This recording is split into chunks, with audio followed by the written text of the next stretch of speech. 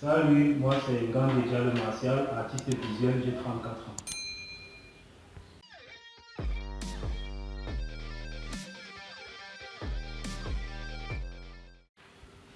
À part la pratique de l'art, je ne fais pas vraiment autre chose parce que même s'il faut que je dise que j'ai d'autres casquettes, les autres métiers ou les autres choses auxquelles je m'intéresse concernent toujours l'art. Par exemple, j'aime beaucoup jouer, j'estime avoir un très bon jeu d'acteur, mais pour dire vrai, je ne pratique que le dessin, je pratique que la peinture, je ne fais que l'art. Et à côté aussi, le deuxième métier que je peux dire que j'ai, c'est que je m'occupe de ma fille chérie.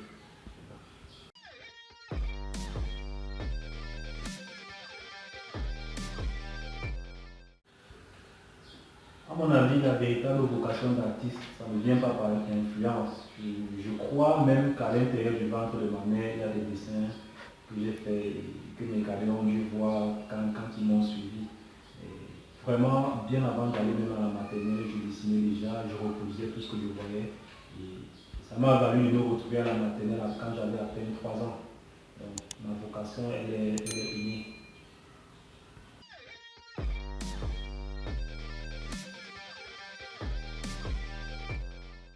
Affirmer que je vis de mon métier, du métier d'art au Cameroun, c'est mentir parce que pratiquement tous les artistes camerounais vivent en racolant. En plus de la pratique de l'art qui est une passion, ils sont obligés de racoler, de faire d'autres pratiques à côté pour pouvoir joindre les deux bouts. Mais cependant, j'ai ouvert une entreprise avec un ami qui s'appelle eStudio et j'occupe le poste de directeur technique. Ça nous permet quand même de nous projeter et de réaliser notre rêve.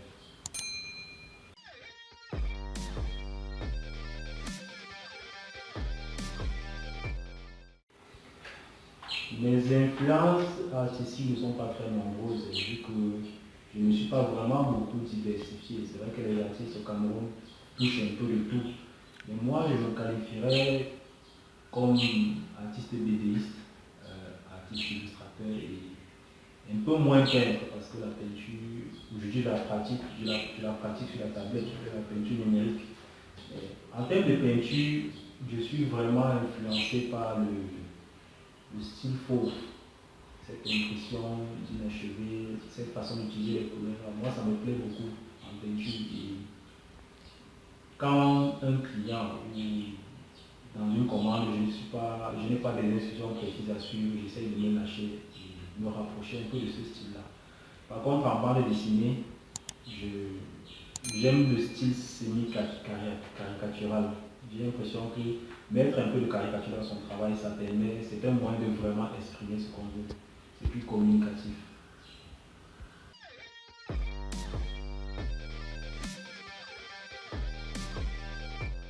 Mon œuvre d'art favorite, c'est pas difficile à deviner, c'est ça. Mon œuvre d'art favorite, c'est le portrait que j'ai réalisé pour mon ange, ma princesse, ma mère, et tout pour moi. Pendant longtemps, j'ai cru que je savais ce que c'est que l'amour, mais c'est avec elle que j'ai su ce que c'est que aimer et être aimé. Donc c'est ça mon œuvre d'art favorite. Mais pour ce qui concerne les artistes, je n'en ai qu'un seul qui est mon préféré. C'est le seul unique Eiichiro Oda. C'est l'auteur de la bande dessinée One Piece. C'est un japonais. Et pour moi, il n'y a pas de plus grand génie artistique qui existe sur Terre.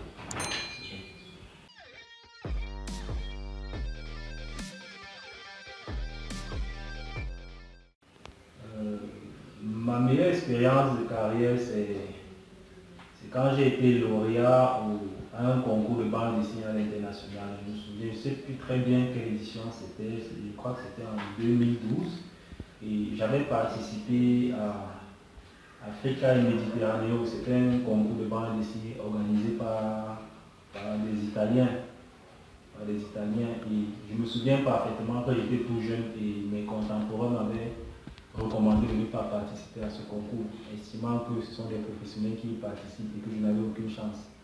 Mais ça ne m'a pas arrêté, et j'ai participé au concours, j'ai envoyé mon travail et presque 2 ans plus tard, j'ai été contacté pour dire que j'étais le lauréat du concours rubrique souveraineté alimentaire. J'étais vraiment content. C'était ma plus grande expérience dans le domaine et ça m'a donné une leçon. Il ne faut jamais se sous-estimer, il ne faut jamais abandonner. L'art est subjectif. Travaillez de tout votre cœur et ça va toujours plaire à quelqu'un quand ça vous plaît.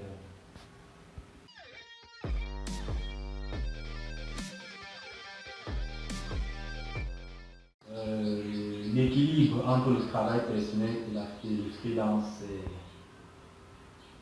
en fait, je pense avoir trouvé la solution à ce souci-là, c'est que ton travail personnel soit fusionné au freelance. Ouvrir une entreprise avec mon ami, ça a été la solution parce que bon, c'est un projet personnel en fait. C'est un projet personnel que nous réalisons dans cette entreprise et en même temps nous prenons des commandes.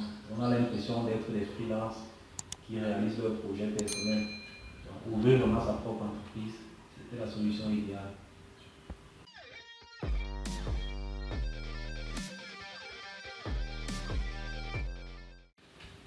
La bande dessinée au Cameroun, c'est... Waouh, il y a tellement à dire. Je vais essayer d'être bref. La bande dessinée au Cameroun évolue au fil des années. Les artistes sont de plus en plus nombreux, ils sont de plus en plus forts. Et il y a des génies qui réussissent à trouver à la fois leur style pour réaliser dans la réalisation. Mais on a aussi à côté des génies qui réussissent à trouver un moyen de promouvoir la bande dessinée. Ils sont déjà nombreux, je ne vais pas me mettre à les citer. Mais l'évolution va crescendo en fait concernant la bande dessinée au Cameroun. Et en comparaison à d'autres pays d'Afrique et du monde même, je considère les Camerounais comme des génies de la bande dessinée.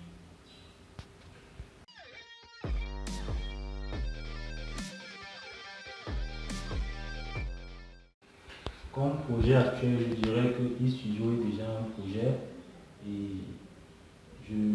c'est un projet d'entreprise en fait. Et ce que nous visons, les objectifs que nous comptons atteindre, forcément, vous allez voir le résultat parce que ce sera grandiose. Mais à côté, il y a plein de petits projets parallèles. C'est l'un des projets qui me tient vraiment à cœur, c'est un projet que j'ai lancé il y a quelques temps, qui s'appelle le projet Dialu. C'est une dédicace à une de mes mères chéries. Et en allant sur mes comptes Facebook et Instagram, vous pourrez facilement voir comment j'ai commencé ce projet. Actuellement, j'ai mis pause sur ce projet pour finir, je dirais finir un travail obligatoire. Oui, un travail obligatoire, mais très bientôt, je vais me remettre sur le projet Diallo et le continuer.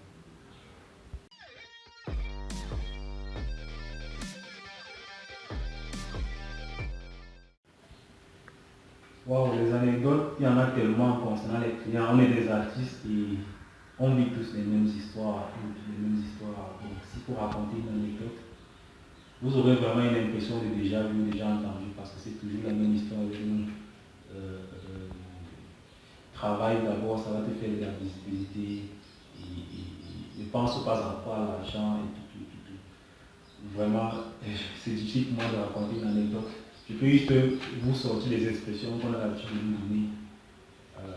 C'est une première commande, c'est une première collaboration. Et par la suite, tu seras mieux payé, mais pour un début, prends d'abord ça comme ça. C'est une collaboration qui commence.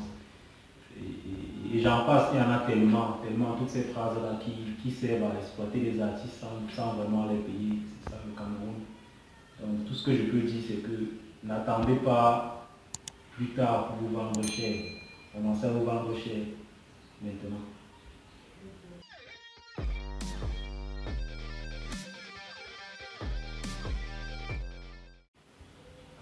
À tous ceux qui veulent se lancer dans le métier de graphiste, il y a beaucoup de conseils que je pourrais vous donner. Je vais donc essayer de résumer.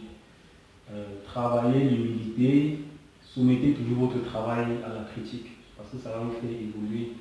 Ne vous vexez jamais quand on a une appréciation négative à votre travail parce que c'est ça qui vous fait évoluer. Et mettez-vous en tête que vous n'allez jamais cesser d'apprendre. Mettez-vous toujours à jour dans les logiciels et dans l'apprentissage. Parce que même jusqu'à votre mort, vous aurez toujours des choses.